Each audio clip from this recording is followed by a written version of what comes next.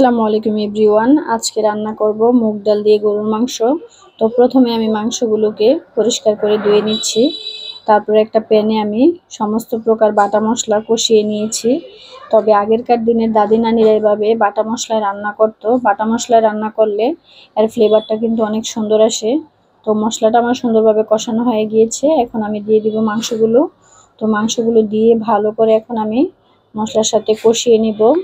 যত ভালো কষানো হবে এটার টেস্ট কিন্তু ততই ভালো আসবে।